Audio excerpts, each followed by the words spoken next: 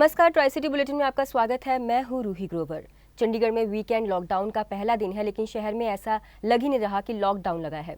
चंडीगढ़ की सड़कों पर आपको वाहनों की कतारें दिखेंगी। ये तस्वीरें सीधे चंडीगढ़ से हैं, जहां वाहनों की कतारें लगी हैं। हर जगह चौकों पर, लाइट पॉइंट पर आपको वाहन जाते हुए दिख जाएंगे। हालांकि इस लॉकडाउन को लगाने का मुख्य पहलू ये था कि लोग अपने घरों से बाहर ना निकलें, ताकि कोरोना का ये संक्रमण ना फैले। लेकिन लोग कहाँ मानने वाले थे। चंडीगढ़ में लॉकडाउन का बिल्कुल भी असर नहीं देखने को मिला। हालांकि चंडीगढ़ में दुकानें पूरी तरह से बंद थी, चाहे वे किसी भी सेक्टर की बात हो। हर जगह आपको दुकानें बंद दिखेंगी। और सबसे बड़ी बात कि पुलिस ने भी वे सख्ती नहीं दिखाई जो लॉकडाउन के दौरान पुलिस दिखाती थी।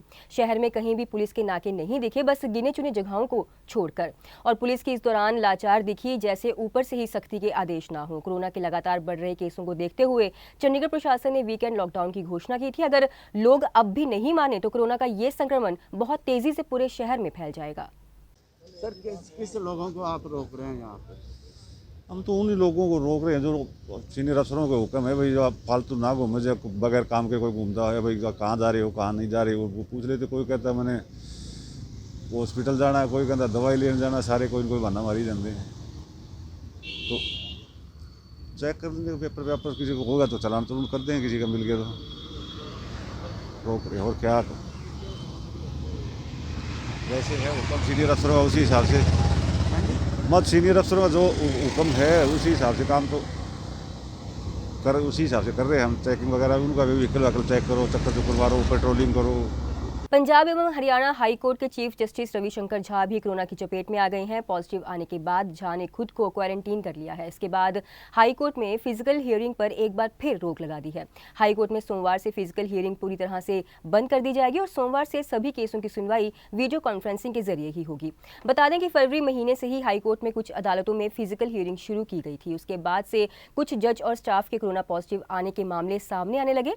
दूसरी ओर देश भर सहित पंजाब, हरियाणा और चंडीगढ़ में कोरोना के बढ़ते मामलों को देखते हुए हाई कोर्ट में एक बार फिर से सभी केसों की सुनवाई वीडियो कॉन्फ्रेंसिंग के जरिए करने का निर्णय लिया है और अगले आदेशों तक हाई कोर्ट में फिजिकल हियरिंग पूरी तरह से बंद कर दी गई है। बेशक पंजाब सरकार दावा करती है कि पंजाब के किसानों को कोई मुश्किल नहीं आने दी जाएगी, पर किसान मंडियों में परेशान हैं क्योंकि उनको वारदाना नहीं मिल रहा है। इसी तहत कुराली अनाज मंडी में अपनी फसल लेकर आए किसानों ने कुराली रोपड़ रोड जाम कर पंजाब सरकार के खिलाफ प्रदर्शन किया। किसान रेशम सिंह ने बताया कि वे अपनी फसल लेकर कुराली अनाज मंडी में 3 दिन से बैठे हैं। फसल मंडी में पड़ी है और सरकार के पास वारदाना तक नहीं है। वहीं एक और किसान ने भी सरकार के खिलाफ जमकर भड़ास निकाली। डीएसपी तलविंदर सिंह गिल ने कहा कि उन्होंने मौका संभाला हुआ है, वे जाम खुलवाने की कोशिश कर रहे हैं और किसानों से बातचीत लगातार जारी है। ਅਸੀਂ ਕੱਲ ਦੁਪਹਿਰ ਤੋਂ ਲਗਭਗ 11 ਵਜੇ ਤੋਂ ਅਸੀਂ ਮੰਡੀ ਦੇ ਵਿੱਚ ਘੁੰਮ ਰਹੇ ਹਾਂ ਜੀ, ਬਾਰਦਾਨੇ ਦੀ ਸਮੱਸਿਆ ਕਰਕੇ। ਪਹਿਲਾਂ ਅਸੀਂ ਮਾਰਕੀਟ ਕਮੇਟੀ ਗਏ 11 ਵਜੇ, 10 ਬੰਦੇ ਤੇ ਅਸੀਂ ਉੱਥੇ ਮਾਰਕੀਟ ਕਮੇਟੀ ਜਿਹੜੇ ਮੁਲਾਜ਼ਮ ਤੇ ਉਹਨਾਂ ਨਾਲ ਗੱਲਬਾਤ ਕਰੀ। ਉਹਨਾਂ ਨੇ ਸਾਨੂੰ ਡੀਐਫਐਸਓ ਸਰਦਾਰ ਗੁਰਿੰਦਰ ਸਿੰਘ ਦਾ ਨੰਬਰ ਦਿੱਤਾ, ਜਿਨ੍ਹਾਂ ਨਾਲ ਸਾਡੀ ਗੱਲਬਾਤ ਹੋਈ। ਉਹਨਾਂ ਨੇ ਸਾਨੂੰ ਵਿਸ਼ਵਾਸ ਦਿਵਾਇਆ ਵੀ ਅਸੀਂ 3-3:30 ਵਜੇ ਮੰਡੀ ਦੇ ਵਿੱਚ ਆਉਣੇ ਆ ਕੇ ਤੁਹਾਡੀ ਪ੍ਰੋਬਲਮ ਅਸੀਂ ਸੁਣਦੇ ਹਾਂ, ਤੁਹਾਡੀ ਉਹ ਸਮੱਸਿਆ ਦਾ ਹੱਲ ਕਰਵਾ ਕੇ ਜਾਵਾਂਗੇ। ਤੇ ਅਸੀਂ ਫਿਰ ਮੰਡੀ ਦੇ ਵਿੱਚ ਘੁੰਮੇ। ਅਸੀਂ ਕਿਹਾ ਜੇ ਆਪਣਾ ਮਸਲਾ ਨਾ ਹੱਲ ਹੋਇਆ ਤਾਂ ਆਪਾਂ 4 ਵਜੇ ਸੜਕ ਰੋਕੀਏ। ਤੇ ਗੁਰਿੰਦਰ ਸਿੰਘ ਨਾਲ ਜਿਹੜੇ ਸਕੱਤਰ ਤੇ ਨਾਂ ਨਹੀਂ ਮੈਨੂੰ ਉਹਨਾਂ ਦੇ ਯਾਦ ਕਿਆਸ ਜਿਹੜੇ ਆਏ ਤੇ ਉਹ ਸਾਨੂੰ ਵਿਸ਼ਵਾਸ ਦਿਵਾ ਕੇ ਗਏ ਕਿ 70 ਗੱਠਾਂ ਤਾਂ ਆਉਣਗੀਆਂ ਜੀ ਮਾਰਕਫੈਟ ਦੀਆਂ ਤੇ 25 ਗੱਠਾਂ ਆਉਣਗੀਆਂ ਜਿਹੜੀਆਂ ਵੇਅਰ ਹਾਊਸ ਦੀਆਂ, ਵੀ ਇਹ ਤੁਹਾਡਾ ਸ਼ਾਮ ਤੱਕ ਵਾਰਦਾਨਾ ਪਹੁੰਚ ਜੂਗਾ। ਤੁਸੀਂ ਕੋਈ ਇਸ ਤਰ੍ਹਾਂ ਦਾ ਸਟੈਪ ਨਾ ਚੱਕਿਓ ਵੀ ਅਸੀਂ ਪ੍ਰੋਟੈਸਟ ਕਰਨਾ ਹੈ, ਰੋਡ ਜਾਮ ਕਰਨੀ ਹੈ। ਅਸੀਂ ਕਿਹਾ ਠੀਕ ਹੈ ਜੀ, ਅਸੀਂ ਤੁਹਾਡੇ ਨਾਲ ਸਹਿਮਤ ਹੈ। ਅਸੀਂ ਸ਼ਾਮ ਤੱਕ ਕੋਈ ਕਾਰਵਾਈ ਨਹੀਂ ਕਰਦੇ, ਅਸੀਂ ਸਵੇਰ ਤੱਕ ਤੁਹਾਡੇ ਵਾਰਦਾਨੇ ਦੀ ਉਡੀਕ ਕਰੂੰਗੇ। ਪਰ ਅੱਜ ਸਵੇਰ ਤੱਕ ਉਹਨਾਂ ਦਾ ਕੋਈ ਵਾਰਦਾਨਾ ਨਹੀਂ ਜੀ ਪਹੁੰਚਿਆ ਹੈਗਾ। ਤੇ ਅੱਜ ਸਰਦਾਰ ਗੁਰਿੰਦਰ ਸਿੰਘ ਨਾਲ ਜਦ ਦੁਬਾਰੇ ਫੋਨ ਤੇ ਗੱਲ ਕਰੀ ਤਾਂ ਉਹਨਾਂ ਨੇ ਕਿਹਾ ਜੀ ਵਾਰਦਾਨਾ ਕਿਤੇ ਰਾਸਤੇ 'ਚ ਗੱਡੀਆਂ ਨੂੰ ਪ੍ਰੋਬਲਮ ਆ ਗਈ, ਦੁਪਹਿਰ ਤੱਕ ਆ ਜਾਊਗਾ ਜੀ। ਦੇਖੋ ਇਹ ਲਾਰੇ ਲਾ ਰਹੇ ਹੈ, ਇਹ ਕੰਮ ਨਹੀਂ ਕਰ ਰਹੇ। ਬਾਕੀ ਸਰਕਾਰ ਕਹਿ ਰਹੀ ਹੈ ਵੀ ਜਿਹੜੇ ਕਾਲੇ ਕਾਨੂੰਨ ਬਣ ਰਹੇ ਆ ਉੱਪਰ ਮੋਦੀ ਸਰਕਾਰ ਨੇ ਬਣਾਏ ਹੈ, ਵੀ ਉਹ ਤਾਂ ਲੋਕ ਜੱਟਾਂ ਦੇ ਫਾਇਦੇ ਵਾਸਤੇ ਬਣਾਏ ਆ ਜੀ। ਆਹ ਦੇਖੋ ਅਸਰ ਹੁਣੇ ਸ਼ੁਰੂ ਹੋ ਗਿਆ ਜੀ, ਹਲੇ ਲਾਗੂ ਨਹੀਂ ਜੀ ਹੋਏ। ਉਹਦਾ ਜਿਹੜਾ ਪਹਿਲਾ ਸਟੈਪ ਹੈ ਸ਼ੁਰੂ ਹੋ ਗਿਆ ਜੀ, ਜੱਟਾਂ ਨੂੰ ਅੱਜੇ ਰੋਲਣਾ ਆ ਗਿਆ। ਜਦ ਕਿ ਅਸੀਂ ਸਾਰੇ ਜ਼ਿਮੀਂਦਾਰ ਭਰਾ ਖੜੇ ਹਾਂ।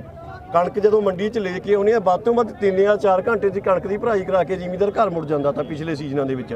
ਅੱਜ 4-4 ਰਾਤਾਂ ਤੋਂ ਮੰਡੀਆਂ ਦੇ ਵਿੱਚ ਬਜ਼ੁਰਗ ਬੈਠੇ ਹੈ ਔਰ ਕੋਈ ਸੁਣਵਾਈ ਨਹੀਂ ਹੋ ਰਹੀ। ਤਾਂ ਕਰਕੇ ਅੱਜ ਸਾਨੂੰ ਇਹ ਰੋਡ ਜਾਮ ਕਰਨੀ ਪਈ ਹੈ ਜੀ। ਤੇ ਸਾਰਾ ਦਿਨ ਰਹੂਗਾ ਰੋਡ ਜਾਮ? ਇਹ ਰੋਡ ਜਾਮ ਜਦੋਂ ਤੱਕ ਪ੍ਰਸ਼ਾਸਨ ਸਾਨੂੰ ਆ ਕੇ ਸਾਡੀ ਬਾਂਹ ਨਹੀਂ ਫੜਦਾ, ਸਾਨੂੰ ਸਾਡੇ ਨਾਲ ਵਾਅਦਾ ਨਹੀਂ ਕਰਦਾ ਵੀ ਹਾਂ ਤੁਹਾਡਾ ਬਾਰਦਾਨਾ ਇੰਨੇ ਵਜੇ ਤੱਕ ਪਹੁੰਚ ਜਾਊਗਾ, ਉਦੋਂ ਤੱਕ ਅਸੀਂ ਰੋਡ ਜਾਮ ਰੱਖਾਂਗੇ। ਹੋਰ ਵੀ ਵੱਧ ਸਕਦਾ ਹੈ। ਵੱਧ ਸਕਦਾ ਹੈ ਜਦੋਂ ਤੱਕ ਸਾਨੂੰ ਕੋਈ ਉਹ ਨਹੀਂ ਦਿੰਦੇ ਹੈਗੇ, ਆ ਕੇ ਸਾਡੇ ਨਾਲ ਕੋਈ ਵਾਅਦਾ ਨਹੀਂ ਕਰਦੇ ਬਾਰਦਾਨਾ ਲਿਆਉਣ ਦਾ, ਸਾਨੂੰ ਕੋਈ ਸਾਡੇ ਨਾਲ ਡਿਸਾਈਡ ਨਹੀਂ ਕਰਦੇ ਕਦੋਂ ਆਊਗਾ, ਉਦੋਂ ਤੱਕ ਅਸੀਂ ਸੜਕ ਜਾਮ ਰੱਖਾਂਗੇ। ठीक है इतने बारे ਜਿਹੜੇ ਤੁਹਾਡੇ ਵਿਚਾਰ ਹਨ। ਭਾਈ ਸਾਹਿਬ ਅੱਜ ਜਿਹੜਾ ਤੁਸੀਂ ਜਾਮ ਲਗਾਇਆ ਗਿਆ ਕੀ ਕਾਰਨ ਹੈ ਜੀ ਜਾਮ ਲਾਉਣ ਦਾ ਜੀ? ਵੀਰ ਅਸੀਂ ਕੱਲ ਤੋਂ ਲਗਾਤਾਰ ਆਪਣਾ ਜਿਹੜਾ ਖੇਤੀਬਾੜੀ ਵਿਭਾਗ ਹੈ, ਜਿਸ ਤਰ੍ਹਾਂ ਵੀ ਜਿਹੜੇ ਵੀ ਮੰਡੀਕਰਨ ਬੋਰਡ ਦੇ ਨਾਲ ਜੁੜੇ ਮੁਲਾਜ਼ਮ ਕਾਫੀ ਉਹਨਾਂ ਨਾਲ ਕੰਟੈਕਟ ਕੀਤਾ। ਕੁਛ ਨੇ ਸਾਨੂੰ ਭਰੋਸਾ ਵੀ ਦਿੱਤਾ ਵੀ ਹਾਂ ਆਊਗਾ, ਇੱਕ ਦੋ ਨੇ ਸਾਨੂੰ ਮਜ਼ਾਕ ਵਿੱਚ ਵੀ ਲਿਆ, ਲਹਿਜੇ 'ਚ ਵੀ ਲਿਆ। ਅਸੀਂ 4-4 ਦਿਨ ਤੋਂ ਰੁਲ ਰਹੇ ਹਾਂ। ਤੁਸੀਂ ਹੈਰਾਨ ਹੋਵੋਗੇ ਵੀ ਅਜੇ ਤੱਕ ਸਾਡਾ ਹੱਲ ਨਹੀਂ ਹੋਇਆ। ਸਾਨੂੰ ਬਾਰਦਾਨਾ ਸਹੀ ਸਮੇਂ ਪ੍ਰੋਵਾਈਡ ਨਹੀਂ ਕਰਵਾਇਆ ਜਾ ਰਿਹਾ। ਬਾਰਦਾਨੇ ਦੇ ਹਾਲਾਤ ਦੇਖੋ ਮੰਡੀ ਦੇ ਵਿੱਚ ਕਿਸ ਤਰ੍ਹਾਂ ਹੈ। ਤੇ ਜੇ ਸਰਕਾਰ ਕਹਿੰਦੀ ਹੁਣ ਮੰਡੀ ਦੇ ਜਿਹੜੇ ਕਾਨੂੰਨ ਹੈ ਉਹ ਕਹੀ ਜਾਂਦੇ ਵੀ ਹਾਂ ਜੀ 4 ਬੰਦੇ ਜਾਓ 5 ਬੰਦੇ ਜਾਓ। ਹੁਣ 6 ਮਹੀਨੇ ਦੀ ਸਾਡੀ ਫਸਲ, ਅਸੀਂ ਫਸਲ ਨੂੰ ਕਿੱਥੇ ਕੰਟਰੋਲ ਦੇ ਵਿੱਚ ਰੱਖ ਲਈਏ? ਇੱਕ ਦੂਜੇ ਦੀਆਂ ਮੰਗ ਕੇ ਅਸੀਂ ਟਰਾਲੀਆਂ ਸਾਰ ਰਹੇ ਹਾਂ। ਸਾਡੀਆਂ ਦਿੱਲੀ ਦੇ ਵਿੱਚ ਅਸੀਂ ਸੈਂਟਰ ਸਰਕਾਰ ਨਾਲ ਲੜ ਰਹੇ ਹਾਂ। ਦੂਜੇ ਪਾਸੇ ਅਸੀਂ ਇੰਨੇ ਔਖੀ ਹਾਂ ਵੀ ਸਰਕਾਰ, ਪੰਜਾਬ ਸਰਕਾਰ ਦੇ ਤੁਸੀਂ ਮੰਤਰੀਆਂ ਦੇ ਬਿਆਨ ਸੁਣੋ। ਉਹ ਕਹਿੰਦੇ ਵੀ ਅਸੀਂ 100% ਬਾਰਦਾਨਾ ਪੂਰਾ ਸਾਡੇ ਕੋਲ ਜਮ੍ਹਾਂ ਹੈ, ਅਸੀਂ ਕਿਸਾਨਾਂ ਨੂੰ 1 ਮਿੰਟ ਨਹੀਂ ਰੁਲਣ ਦਿੰਦੇ। ਤੁਸੀਂ ਬਿਆਨ ਉਹਨਾਂ ਦੇ ਚੈੱਕ ਕਰ ਸਕਦੇ, ਚਾਹੇ ਭਾਰਤ ਭੂਸ਼ਣ ਆਸ਼ੂ ਦੇ ਬਿਆਨ ਹੋਣ, ਚਾਹੇ ਆਪਣਾ CM ਕੈਪਟਨ ਸਾਹਿਬ ਦੇ ਬਿਆਨ ਹੋਣ। ਲੇਕਿਨ ਸਾਨੂੰ ਕਿਉਂ ਨਹੀਂ ਬਾਰਦਾਨਾ ਮਿਲ ਰਿਹਾ? ਤੁਸੀਂ ਭੱਗ ਮਾਜਰੇ ਮੰਡੀ ਇੱਥੋਂ ਲਾਗ 3 ਕਿਲੋਮੀਟਰ ਤੇ ਉੱਥੇ ਜਾ ਕੇ ਚੈੱਕ ਕਰ ਲਓ, ਉੱਥੇ ਕਿਆ ਹਾਲਾਤ ਹੈ ਬਾਰਦਾਨੇ ਦੇ। 4-4 ਦਿਨ ਤੋਂ ਕਿਸਾਨ ਉੱਥੇ ਬੈਠਾ ਹੈ। ਕਰਾਲੀ ਮੰਡੀ ਤੁਸੀਂ ਆਪ ਚੈੱਕ ਕਰ ਸਕਦੇ।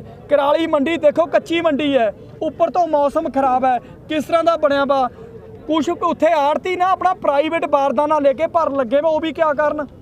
ਉਹਨਾਂ ਦੀ ਵੀ ਮਜਬੂਰੀ ਹੈ। ਕਿਸਾਨ ਉਹ ਰੌਲਾ ਪਾਉਂਦਾ ਉੱਥੇ ਬੈਠ ਕੇ। ਸੋ ਸਰਕਾਰ ਨੂੰ ਚਾਹੀਦਾ ਸਾਡੀ ਆਵਾਜ਼ ਸੁਣੇ।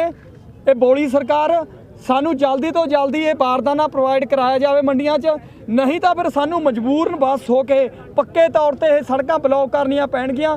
ਕਿਉਂਕਿ ਅੱਜ ਅਸੀਂ ਇੰਨੇ ਜ਼ਿਆਦਾ ਦੁਖੀ ਹੋ ਚੁੱਕੇ ਹਾਂ ਵੀ ਅਸੀਂ ਹੁਣ ਆਪ ਦੇ ਦੁੱਖ ਵਾਸਤੇ ਦੂਜੇ ਦਾ ਦੁੱਖ ਭੁੱਲਣੇ ਪਰ ਵੀ ਮਜਬੂਰ ਹੈ। ਕਿਉਂਕਿ ਇੱਥੇ ਅਸੀਂ ਕੋਈ ਸਾਡੇ ਪਾਸ ਸੀਰੀਅਸ ਕੇਸ ਆਉਂਦਾ, ਕੋਈ ਐਮਰਜੈਂਸੀ ਆਉਂਦੀ, ਅਸੀਂ ਸਭ ਨੂੰ ਕੱਢ ਰਹੇ ਹਾਂ। ਲੇਕਿਨ ਸਾਡੇ ਹਾਲਾਤ ਕੋਈ ਨਹੀਂ ਦੇਖ ਰਿਹਾ ਵੀ ਅਸੀਂ ਵੀ 4-4 ਦਿਨ ਤੋਂ ਸਾਡੇ ਬਜ਼ੁਰਗ ਰਾਤਾਂ ਨੂੰ ਕਿਸ ਤਰ੍ਹਾਂ ਮੱਛਰ ਤੋਂ ਖਾ ਹੋ ਰਹੇ। ਸਰ ਕਿਹੜੇ ਪਿੰਡਾਂ ਤੋਂ ਇੱਥੇ ਵੀ ਕਿਸਾਨ ਵੀਰ ਪਹੁੰਚੇ ਹੋਏ ਆ? ਕਾਫੀ ਕਿੰਨੇ ਪਿੰਡਾਂ ਦਾ ਜ਼ਿਕਰ ਕਰੀਏ ਤੁਹਾਨੂੰ ਦੱਸ ਨਹੀਂ ਸਕਦੇ। ਬੰਨ ਮਾਜਰਾ ਲਾਗੇ ਆ, ਪਪਰਾਲੀ ਹੈ, ਸੋਤਲ ਹੈ, ਭਾਗੋਵਾਲ ਹੈ, ਬਡਾਲੀ ਹੈ, ਹੋਰ ਮਾਨਖੇੜੀ ਹੈ, ਦੂਰ ਤੇ ਪਿੰਡ ਆਏ ਵੇ, ਸ਼ਤਾਮਲਾ, ਸ਼ਤਾਮਲੀ। ਦੇਖੋ ਜਿੰਨੇ ਮੰਡੀ ਦੇ ਨਾਲ ਜੁੜੇ ਹੋਏ ਆ, ਮੰਡੀ ਤੋਂ ਕਿਸਾਨ ਆਏ ਵੇ, ਇਲਾਕੇ ਦੇ ਕਿਸਾਨ ਪ੍ਰਸ਼ਾਸਨਿਕ ਸਾਰੇ ਅਧਿਕਾਰੀਆਂ ਨਾਲ ਤੁਹਾਡੀ ਕੋਈ ਗੱਲਬਾਤ ਹੋਈ? ਕਿਸੇ ਨੇ ਤੁਹਾਡੀ ਸਾਰ ਲਈ ਪ੍ਰਸ਼ਾਸਨਿਕ ਅਧਿਕਾਰੀਆਂ? ਦੇਖੋ ਜਿਹੜੇ ਕੁਝ ਅਫਸਰ ਸਾਹਿਬਾਨ ਹੈ ਇਹ ਮੰਡੀਕਰਨ ਬੋਰਡ ਦੇ, ਉਹਨਾਂ ਨੇ ਕੱਲ ਤੋਂ ਸਾਨੂੰ ਭਰੋਸਾ ਦਿੱਤਾ ਕਰਾਲੀ ਮੰਡੀ ਦੇ ਵਿੱਚ। ਉਹ ਦੇ ਰਹੇ ਅਜੇ ਤੱਕ ਉੱਥੇ ਬਾਰਦਾਨਾ ਪਹੁੰਚਿਆ ਨਹੀਂ। ਤੇ ਜਿਹੜੇ ਕੁਝ ਅਫਸਰ ਸਾਹਿਬਾਨ ਇੱਥੇ ਰੋਪੜ ਨਾਲ ਸੰਬੰਧਿਤ ਹੈ, ਭੱਗ ਮਾਜਰੇ ਉਹਦੇ ਨਾਲ, ਉਹਨਾਂ ਨੇ ਤਾਂ ਗੱਲੇ ਨਹੀਂ ਸੁਣੀ ਸਾਡੀ। ਕੱਲ ਕਹਿ ਰਹੇ ਤੇ 20 ਇਕੱਠਾ ਪਹੁੰਚੂਗਾ, 1 ਵੀ ਇਕੱਠ ਨਹੀਂ ਪਹੁੰਚੀ। 70 ਇੱਧਰ ਕਹਿ ਰਹੇ ਤੇ ਇੱਧਰ ਵੀ ਨਹੀਂ ਪਹੁੰਚੀ। ਇੱਧਰ ਕਹਿ ਰਹੇ ਤੇ ਪਹੁੰਚੂਗੀ, ਇੱਧਰ ਵੀ ਨਹੀਂ ਪਹੁੰਚੀ। ਕਰਾਲੀ 70 ਇਕੱਠਾ ਕਹਿ ਰਹੇ ਤੇ ਪਹੁੰਚੂਗੀ, ਉਹ ਵੀ ਨਹੀਂ ਪਹੁੰਚੀਆਂ। ਉਹ ਆਪ ਕਹਿ ਕੇ ਗਏ ਮੰਡੀ 'ਚ ਆ ਕੇ। ਹੁਣ ਸਾਨੂੰ ਤਾਂ ਸਮਝ ਨਹੀਂ ਆਉਂਦੀ ਵੀ ਕਾਰਨ ਕਿੱਥੇ ਹੈ। ਉਹ ਕਹਿੰਦੇ ਵੀ ਆੜਤੀਆਂ ਕੋਲ ਅਸੀਂ ਪਹੁੰਚਾਤਾ। ਆੜਤੀ ਕਹਿੰਦੇ ਅਸੀਂ ਕਿਹੜਾ ਦੱਬਣਾ ਹੈ, ਜੇ ਸਾਡੇ ਕੋਲ ਆ ਗਿਆ ਅਸੀਂ ਤਾਂ ਸਾਰੇ ਦਾ ਸਾਰਾ ਲਾ ਦੇਣਾ।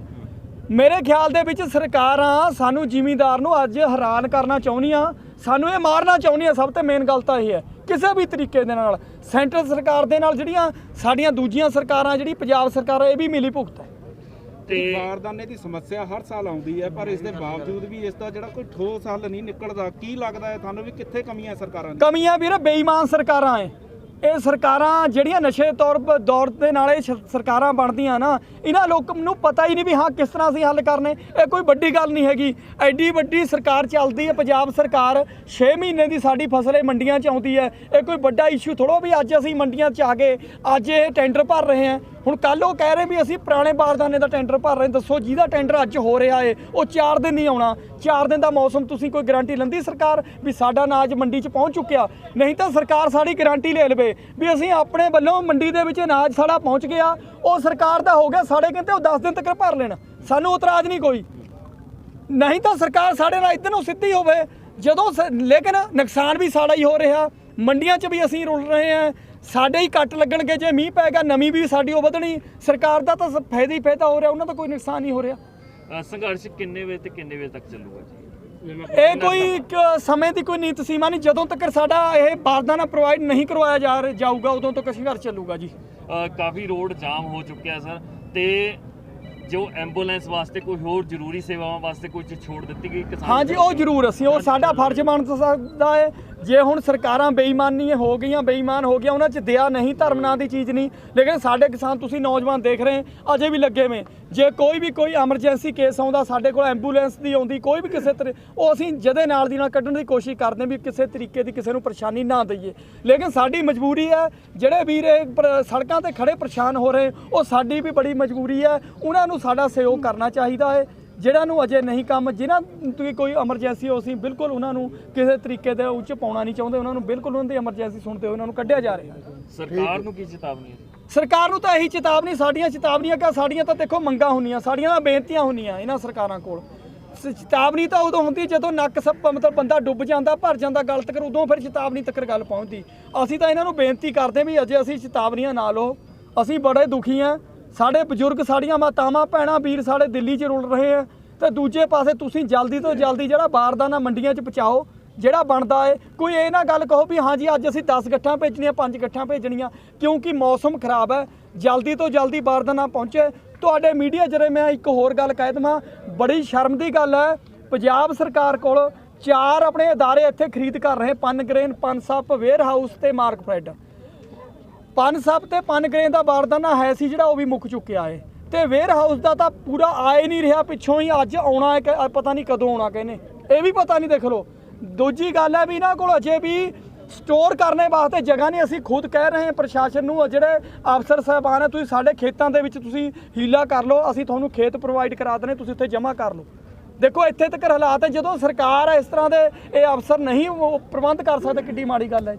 वीकेंड लॉकडाउन से पहले भी और अब बाद में भी सबसे बुरा हाल जो है वो है इन ऑटो चालकों का, जिनका पहले से ही कई राज्यों में कोरोना की मार की वजह से यात्रियों का आना जाना बिल्कुल बंद था। अब वह और भी बंद हो गया है, जिसके कारण इन्हें सवारी नहीं मिल रही है और ये बेरोजगार हो गए हैं। चंडीगढ़ रेलवे स्टेशन पर खड़े सभी ऑटो चालक यहाँ से सभी सवारियों को उनकी मंजिल तक पहुँचाया करते थे, लेकिन अब ना तो सवारी है ना वे भीड़ है। इस कारण ये सभी ऑटो चालक ऐसे ही खड़े होने को मजबूर हैं। इन ऑटो चालकों से हमने बात की, जिनका कहना था कि सवारी बिल्कुल ना के बराबर है। पहले ही उनका काम ओला और उबर में खींच लिया था, अब जो थोड़ा बहुत काम था वो कोरोना के कारण भी खत्म हो गया है। क्या नाम है आपका? मेरा नाम विनोद तिवारी है सर। क्या काम करते हो? मैं ऑटो ड्राइवर हूँ। ये जो रात को कर्फ्यू लगा है इससे आपके काम को फर्क पड़ा है? काफ़ी काम का फर्क पड़ा हुआ है सर। किस अगर तरह? काम मिल भी रहा है तो डर के मारे हम लोग जा भी नहीं सकते हैं।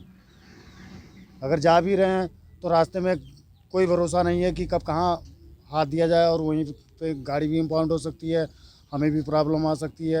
इस करके हम लोग नाइट में निकलते नहीं। पहले 12 घंटा काम करते थे, अब 24 के 24 घंटा जगना पड़ता है सर। काम का हालात इतना बुरा हो चुका है। तो परिवार किस तरह से पालते हो? बस परिवार अब जहाँ 12 घंटे जगते थे अब 24 घंटा जगना पड़ रहा है। उसी में अपना जो किस्मत में लिखा होता है उसी से घर परिवार चलता है सर। लेकिन 12 घंटे तो आपका 3 व्हीलर चलता नहीं, रात को कर्फ्यू है, अब तो क्या किस तरह करें? से परिवार चलता है? अब परिवार का अगर कस्टमर आ गया सर तो लेके चले गए, नहीं आया तो बैठे हैं सर। अपना टाइम पास तो करना ही करना है। परिवार चलाना मुश्किल है। मुश्किल है सर। गाड़ी का किस्त देना मुश्किल है, घर परिवार चलाना मुश्किल है, कमरे किराया देना मुश्किल है सर, बच्चों की पढ़ाई हर एक चीज़ का मुश्किल है। सर 3 व्हीलर चलाते हैं? हाँ जी, ऑटो रिक्शा चलाते हैं सर। क्या नाम है आपका? कृष्ण लाल है जी। कृष्ण लाल जी, जिस तरह से कर्फ्यू लगा है किस तरह की दिक्कतें आप लोगों को आ रही हैं? दिक्कतें ये सर ये बहुत आ रही है। कोरोना कॉल जो लगा है, कर्फ्यू लगा है, इसलिए कि तो खर्चा चलाना बड़ा मुश्किल हो रहा है। जो ट्रेनें आ रही हैं तो उसमें से कम भी 20% पैसेंजर आ रहे हैं, जो कि आधे तो अपने टैक्सी कैब ले लेते हैं, ओला कैब कर लेते हैं, ऑनलाइन जो भी सिस्टम है। बाकी ऑटो वाले के लिए तो कोई उसमें राहत नहीं दे रही है गवर्नमेंट। ऑटो वाले के लिए तो बहुत मुश्किल से खर्चा चल रहा है, घर का जो भी प्रॉब्लम बहुत मुश्किल से हो रही है। उनके आगे की एजुकेशन, बच्चों की भविष्य बहुत ख़राब हो रहा है। ये जो कर्फ्यू लगा है इससे तो और भी हाँ, और भी बहुत प्रॉब्लम आ रही है सर बच्चों को। तो घर में अब बच्चे कैसे हम पालन पोषण कर रहे हैं बच्चों का, हमारे को बहुत दिक्कत आ रही है। हम पालन पोषण कर नहीं सकते अपने बच्चों का, ना ही किस्त दे सकते गाड़ी की। इंस्टॉलमेंट आई महीने आ जाती है, बैंक वाले बोलते हैं भैया लाओ कुछ तो कुछ दो ना हमारे को भी, तो हम कहाँ से देंगे सर। सवारी शहर में रहेगी है सिर्फ 10 रुपये 20 रुपये, ऑटो वाले की कोई पोजीशन में नहीं, कोई उसको कुछ करता नहीं है। इसकी वजह क्या मानते हो? इसकी वजह है सर जी, देखो ये गवर्नमेंट को होना चाहिए, कोई डिसिप्लिन होना चाहिए ऑटो वाले के, थोड़ा या गरीब बंदे हैं हम, थोड़ा वह सोचना चाहिए, हेल्प करनी चाहिए गवर्नमेंट को। हमारे भी मजदूर आए, हम हेल्पर है एक किस्म के, हमारे लिए कोई और कोई जॉब तो है ही नहीं है, सिर्फ हम अनपढ़ बंदे हैं, ऑटो चलाना रिक्शा चलाना सीख चुके हैं हम, तो इसलिए हम इससे अपना पेट भर अपना परिवार का खर्चा चला रहे हैं सर। सर क्या नाम है आपका? मेरा नाम सर शिव कुमार है। क्या काम करते हो आप? सर ऑटो ड्राइवर हूँ मैं भी। सर जिस तरह से ये रात का कर्फ्यू लगा है, जी सर। कितनी प्रॉब्लम्स आपको इस वक्त संकट सर झेलना पड़ रहा है? प्रॉब्लम तो बहुत है सर। देखो ये कोई सवारी हमारे में ऑटो में इतनी जल्दी बैठते नहीं, क्योंकि सबसे ज़्यादा ओला उबर ने हमारा काम बहुत ख़राब कर रखा है। क्योंकि जो भी सवारी है ओला उबर में जा रही है, नाइट में क्या है, फिर कर्फ्यू लग गया, उससे हमको बहुत प्रॉब्लम है। सबसे बढ़िया देखो दिल्ली में केजरीवाल ने सबको 5-5 हज़ार रुपये दिया ऑटो वालों को, पर जो चंडीगढ़ प्रशासन है हमारे को कुछ भी नहीं दिया उसने। ना कोरोना में देखो हुन दोबारा फिर चालू हो गया सर कोरोना, अभी कुछ भी नहीं, हमारे को कुछ भी सहायता नहीं मिल रही, कहीं से भी नहीं सर मिल रही है। तो घर परिवार कैसे चल रहा है अब? सर वो तो देखो चला रहे हैं, गुजारे देखो बच्चों के पालन पोषण तक करना है सर, कुछ भी नहीं मिल नहीं रहा सर, कुछ भी नहीं यहाँ पर, क्योंकि कोरोना के चक्कर में फिर वही प्रॉब्लम आ रही है सर दोबारा से। तो ये था हमारा आज का ट्राई सिटी बुलेटिन। आपको ये प्रोग्राम कैसा लगा हमें कमेंट सेक्शन में कमेंट करके बता सकते हैं। इस प्रोग्राम को लाइक और शेयर करना ना भूलें। चैनल को सब्सक्राइब करने के लिए बेल आइकन दबाएं। नमस्कार।